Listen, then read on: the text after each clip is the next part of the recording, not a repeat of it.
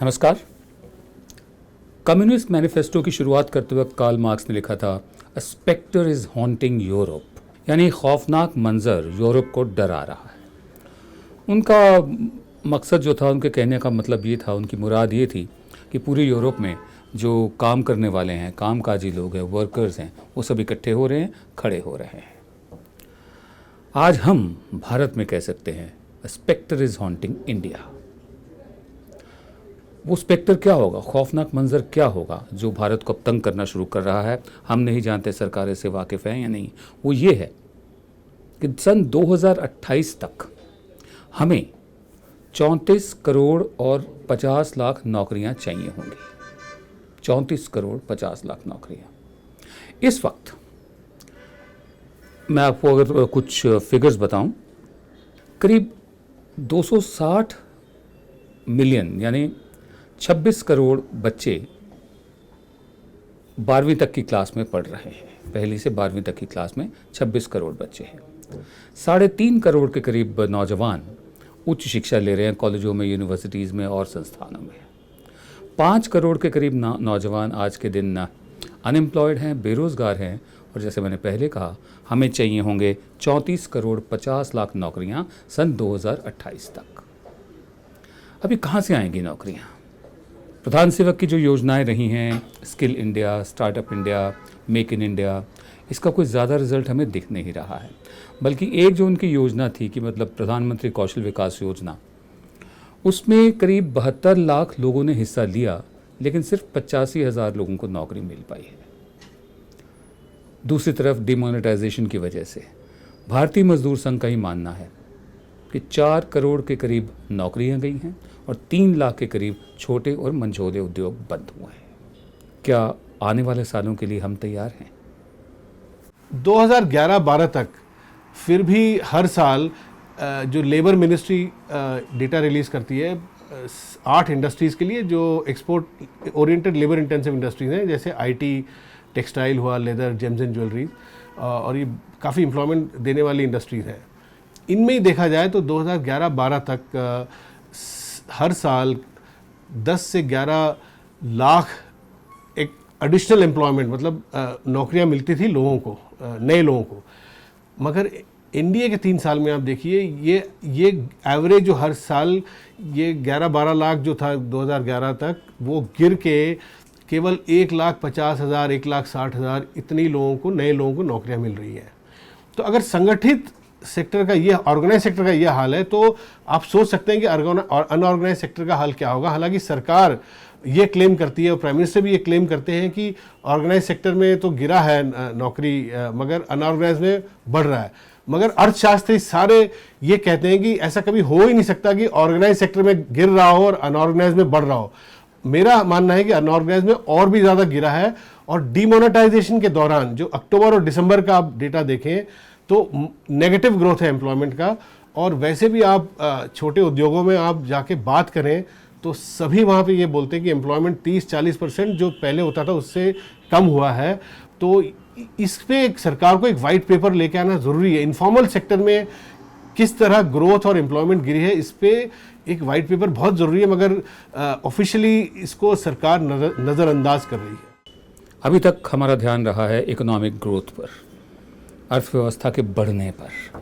हम जीडीपी बोलते रहते हैं, चिल्लाते रहते हैं, दिखाते रहते हैं कि 2% बढ़ गया या 1% कम हो गया, लेकिन हमारी प्राथमिकताएं गड़बड़ा रही हैं। हमारी प्राथमिकता होनी चाहिए नई नौकरियां क्रिएट करने की, नए जॉब क्रिएट करने की।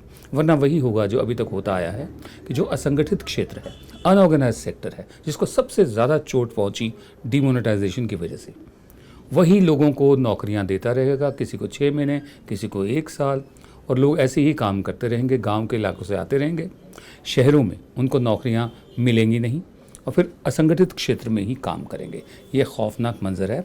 सन 2045 तक हमारे यहाँ इतनी बड़ी बेरोज़गारों की फ़ौज खड़ी हो जाएगी जो हमारे इतिहास में पहले कभी नहीं हुई। ज़रा नींद से जागें। गौरक्षा, लव जिहाद, घर वापसी, सर्जिकल स्ट्राइक, इन जुमलों का भी एक वक्त होता है, वो हो चुका है।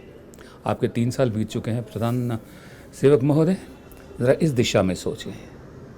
A specter is really haunting India. एक खौफनाक मंजर भारत के सामने लहरा रहा है। नोटबंदी का असर सिर्फ भारत में ही नहीं हुआ, नेपाल और भूटान में भी हुआ, क्योंकि वहाँ पर हमारी करेंसी मानी जाती है, मंजूर की जाती है। भूटान की जो एजेंसी है रॉयल मॉनेटरी अथॉरिटी, उन्होंने 500 और 1000 के नोट इकट्ठे करना शुरू कर दिए। दलाई लामा उस वक्त अपनी कालचक्र यात्रा पर थे, उनके बड़े हज़ारों साथ में समर्थक थे, उनके भक्त थे, जो इंडियन करेंसी लेकर जा रहे थे, वो सब बेकार हो गया, उनको किसी काम नहीं आई वो करेंसी। दूसरी बात, नेपाल में 25,000 की सीमा तय कर दी नेपाल राष्ट्र बैंक ने। इधर रिजर्व बैंक ने उनसे कहा कि नहीं, आप सिर्फ 4500 की सीमा तय कीजिए। नेपाल राष्ट्र बैंक ने नहीं माना। अब तक रिजर्व बैंक ऑफ इंडिया और नेपाल राष्ट्र बैंक में कोई ख़त किताबत नहीं है, कोई कम्युनिकेशन नहीं है। जो इंडियन करेंसी थी, हमें नहीं मालूम वो चल रही है नहीं चल रही, या उसे बेकार घोषित कर दिया गया, लेकिन कम्युनिकेशन नहीं है रिजर्व बैंक ऑफ इंडिया और नेपाल राष्ट्र बैंक में।